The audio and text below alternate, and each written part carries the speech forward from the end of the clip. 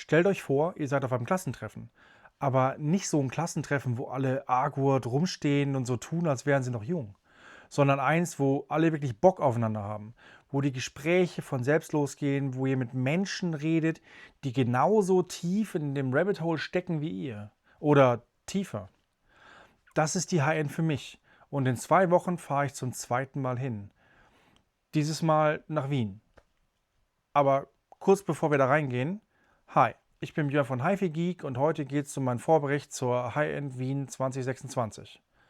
Was mich erwartet, was ich mir davon erhoffe und was ich für euch quasi mitnehme. Wenn ihr das noch nicht kennt, willkommen. Schaut euch gerne mal um und wenn ihr schon dabei seid, ihr wisst, was zu tun ist. Ich muss kurz zurückblenden. Letztes Jahr München, erster High-End. Ich stehe da und habe ehrlich gesagt keine Ahnung, was auf mich zukommt. Ich dachte, ich kenne HiFi. Ich höre jeden Tag Musik, ich habe ein ausgewachsenes Heimkino, ich schreibe seit einer Ewigkeit Artikel über Geräte, die ich mit echter Überzeugung empfehle. Ich dachte, ich bin vorbereitet, aber das war ich irgendwie nicht. Was mich empfangen hat, war eine Welt, die ich jetzt so noch nicht kannte. Also nicht, weil es irgendwie fremd war, sondern weil es halt unglaublich dicht war.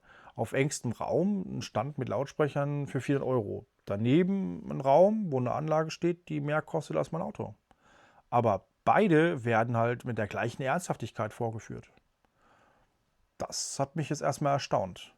Und dann ist da halt teilweise diese Energie. Es gibt Leute dort, die seit 30 Jahren in der Branche sind und wirklich dafür brennen. Und so, das spürt man und das kannst halt auch nicht faken. Und das finde ich ziemlich cool. Aber es gibt eben auch die andere Seite. Händler, die dir in 2 Minuten erklären, das ist ihre Marke, die einzig wahre, alles andere ist Schrott. Oder Leute, die halt so viel über sich und ihre Anlage reden, dass du halt irgendwann auf die Uhr schaust und sagst, boah, irgendwann muss der mal fertig sein. Und diese Grundhaltung bei manchen, wer nicht der gleichen Überzeugung ist, ist irgendwie halt noch nicht angekommen.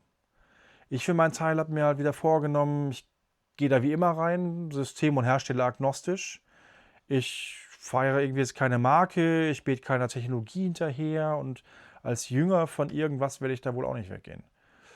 Ich schaue mir irgendwie alles an, versuche zuzuhören und auch vor allem zu hinterfragen. Und am Ende behalte ich mir sowieso meine eigene Meinung. So, was für manche manchmal unbequem ist, mir passt das halt so. Was mich eigentlich dabei noch zusätzlich ein bisschen aufregt, die Branche hat in Teilen echt noch nicht so verstanden, wie Leute heutzutage Kaufentscheidungen treffen. Ich stehe da, erkläre, was HiFi-Geek ist, wie viele Menschen ich jeden Tag und jeden Monat irgendwie erreiche. Und der Reflex ist, ja, aber habt ihr auch 100.000 Instagram-Follower? Ja, als wäre das die einzige Währung, die zählt. Wobei, hey, wo wir gerade dabei sind beim Thema, abonnieren wäre echt nicht verkehrt, stärkt mir auf jeden Fall den Rücken und dann habe ich bei der nächsten Messe halt noch bessere Argumente. Aber zurück zu dem, was mich wirklich beschäftigt. Die Leute googeln, die Leute schauen YouTube, die Leute kriegen einen Impuls auf TikTok und fangen dann an zu recherchieren. Und die fragen mittlerweile auch eine KI und die KI gibt ihnen halt eine Meinung basierend auf Quellen aus dem Internet. Quellen wie mein Blog, Quellen wie meine Videos oder generell mein Content. Und das ist halt quasi so, wie 2026 so eine Recherche läuft.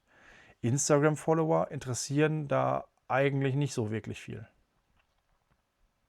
Aber Wien macht mich aus anderen Gründen auch neugierig.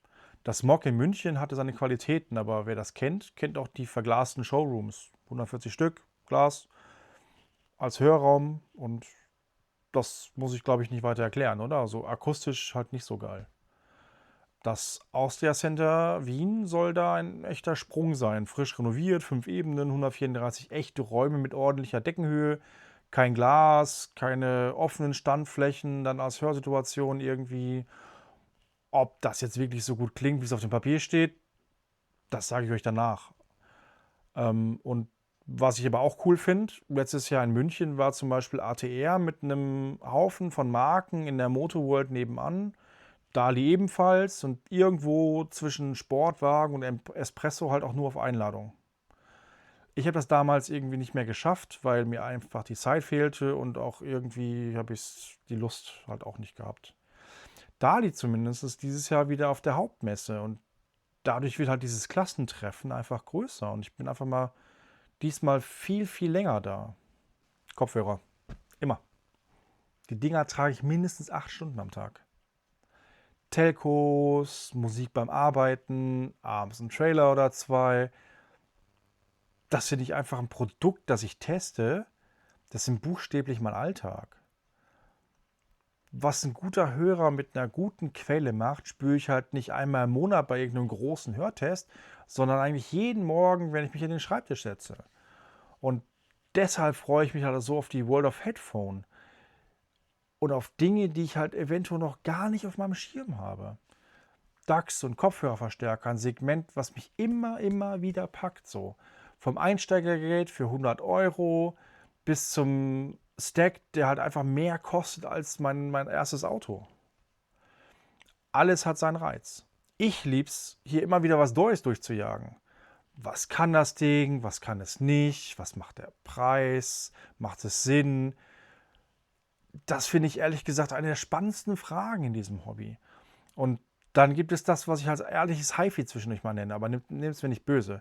Aber nicht das System für 200.000 Euro, obwohl, kurze Unterbrechung, das hat natürlich auch seinen Reiz. Ich stehe da, höre rein, merke, wie dünn die Haut zwischen Zeigefinger und Daumen wird und gleichzeitig merke ich, der klangliche Abstand zu dem, was ich zu Hause habe, ist halt nicht unbedingt so riesig. Die Luft nach oben wird dünn. Was nicht dünn wird, ist der Preis. Der macht die Kurve immer steiler, während der Klanggewinn eigentlich immer kleiner wird. So Diminishing Returns. Manche Leute werden es kennen. Wer das schon mal erlebt hat, weiß, wovon ich rede.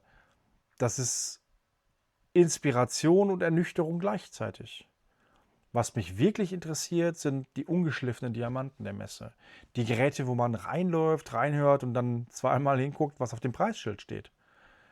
Weil es nicht stimmen kann einfach. Weil das einfach nach viel mehr klingt, als es kostet. Nicht das 200.000 Euro System, das ich mir niemals kaufen werde, sondern das Ding für 800 Euro, das mich aus den Socken knallt. Das ist quasi die Geschichte, wo ich Bock drauf habe, die zu erzählen. Und genau sowas suche ich. Natürlich gibt es auch Dinge, die mich überhaupt nicht überzeugen und die ich nicht so geil finde. Ich feiere nicht alles Gold, nur weil es glänzt. Geschmack ist halt einfach jedem das Seine und das eigene Ding. Ich will netzwerken. Das sage ich ganz offen. Aber nicht, weil ich daraus Profit ziehen will, sondern weil ich für euch in Zukunft eine breitere Palette an Produkten zeigen will. Neue Hersteller kennenlernen. Leute, die vielleicht noch nicht wissen, wer HiFi Geek ist, aber es danach wissen. Und wenn daraus irgendwann ein Review wird, der euch dann irgendwie weiterhilft, dann war das vielleicht der Moment, wo es angefangen hat. Irgendwo in einem Hörraum in Wien. Ich werde mich dann neugierig durch die Stände fräsen. Alles mitnehmen, was mich halt irgendwie interessiert. Und genau das ist der Punkt, was mich interessiert. Nicht, was ein Hersteller mir vorschlägt, was ich interessant zu finden habe. Meine Inhalte sind halt von meinen Interessen getrieben. Und das war schon immer so. Daran ändert Wien jetzt auch nichts. Aber jetzt kommt ihr.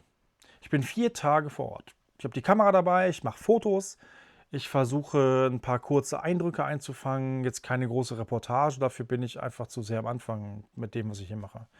Aber ich nehme euch mit, soweit ich das halt einfach kann. Was ich von euch brauche, sagt mir, wo ich hinschauen soll. Welcher Hersteller ist interessant für euch? Welches Produkt wollt ihr auf der Messe irgendwie sehen? Gibt es eine Frage, die ich für euch irgendwo stellen soll? Vielleicht könnt ihr selbst nicht kommen. Ja, dann seid ihr halt quasi trotzdem dabei. Über meine Augen. Irgendwie nutzt das einfach mal. Kommentare. Hey, ich lese alles und was ich mitnehmen kann, nehme ich halt mit nach Wien. Wenn euch das hier gefällt und ihr den Nachbericht zum Beispiel nicht verpassen wollt, Abo wäre halt nicht verkehrt. Kostet nichts, hilft mir und ihr kriegt mit, was ich von der Messe so mitbringe. Ist ein Deal, oder? Okay. Und ansonsten sage ich dann erstmal bis dann. Ciao.